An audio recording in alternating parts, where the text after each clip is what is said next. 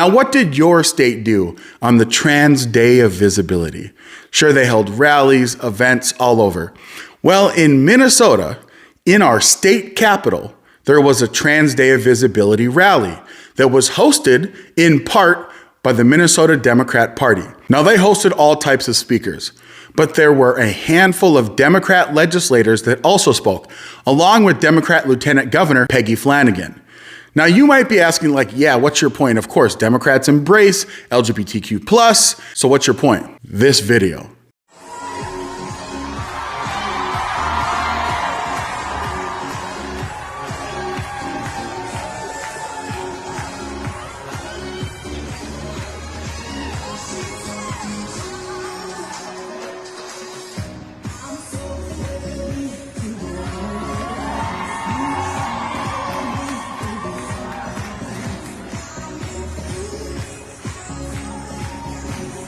That, my friends, was a drag performance by the drag queen known as Tommy St. James.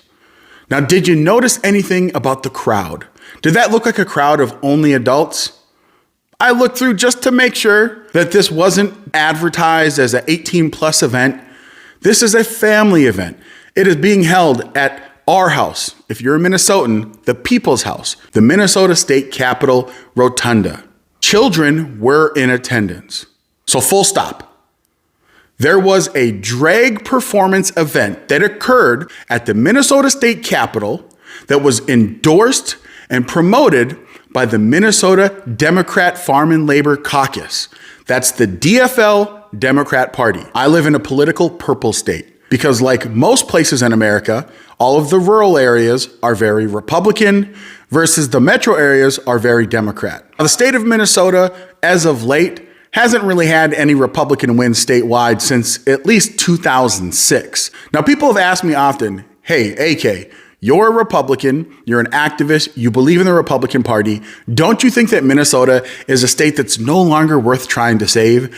Election after election, Republicans just keep losing. Now, I have held the belief that the reason that Republicans can't win statewide is because average, everyday Minnesotans have no idea exactly how radical the DFL are in this state. The reason that they don't know is because the mainstream media, all of the news outlets, all of the main newspapers do not actually report the news.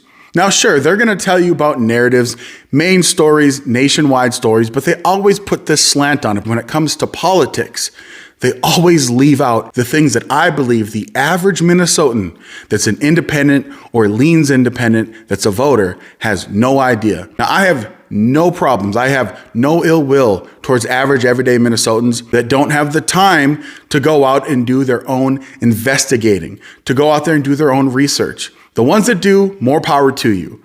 But I believe that this is going to exemplify exactly that point. Now, do you think you could find one mainstream news outlet that reported this fact? Not that there was a Trans Visibility Day event or a rally, but the fact that they had a drag queen performing in front of children and that the Democrats in this state not only endorsed it, but embraced it and cheered. Now, personally, I don't think the average Minnesota voter would think that that was something that they would support. Like if the Democrats went out and campaigned all over the state and said, we are in favor of having drag shows in front of children and allowing children to participate. I think that's an issue that average, everyday Minnesotan voters would reject. Absolutely. And this isn't a question about maybe the mainstream media didn't know about this. Maybe they just weren't at the event. That's not true. They covered it in full. But they leave out these important factors. This is the reason I'm making this video. I think it's important that people of Minnesota understand that this is not just a fringe element. These are the main players. These are elected high-level officials in the Democrat Party that support having a drag show performance in front of children. For what it's worth, while I personally don't think that having drag shows is something that's good, I don't care if you're an adult and you want to go to a drag show. I don't think they should be illegal or anything like that. Do your own thing. I, however, think that it is deplorable and disgusting that children would be allowed to attend. And I understand that there's a lot of people that don't have the same values that I have. But I think it is important to understand that the Democrats in Minnesota, by and large, support these types of activities. And I think, again, the average Minnesotan, the average independent voter, would not side with the DFL when it comes to having drag show performances in front of children. Now, I already know there's going to be a lot of, I'm a bigot, I'm anti-trans or whatever, which is weird because drag show performances aren't done by trans people typically, right? A drag queen is a biological male that identifies as a man that decides to don female clothing, makeup, and do performances. That has nothing to do with being trans. Being trans is someone that has gender dysphoria, body dysmorphia, that believes that they were born in the wrong body, right? That they are not the gender that everyone else perceives them to be, observes them to be. I know that some people say that the gender they were assigned, which that's a whole other story. You're not assigned. You are observed to have certain physical characteristics, primary sex characteristics that someone can say, you are clearly a biological male. You are clearly a biological female. But I digress. The point is, I'm going to get hate because of my position on this. I don't have hate in my heart. I have a set of values and beliefs, and I'm not even expecting everyone to have those values and beliefs. My entire point is that the corporate mainstream media in Minnesota covers up this link between the average Minnesota elected Democrat official and the belief that you should have drag shows in front of children.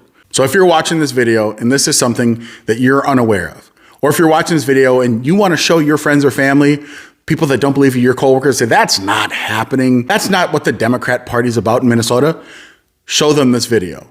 And if you like the work that I do, this is a relaunch channel. I created it back when I was in college. I really didn't put that many videos up, but now I'm starting to produce these videos at a weekly clip, longer format, talking about my values and beliefs. My name is A.K. Kamara.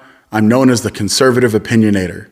If you live in the Minnesota Twin Cities area, you probably hear my silky smooth voice Mondays with John Justice from 8:15 a.m. to 9 a.m. You might have also seen me on TikTok. I have over 100,000 followers, or maybe on Instagram. So if you like the content that I'm making, make sure to hit that like button, drop a comment, hit that subscribe button, because that's pretty important to the algorithms. And of course, share this so other people can see that this is what mainstream Democrats are doing in the state of Minnesota and what they support.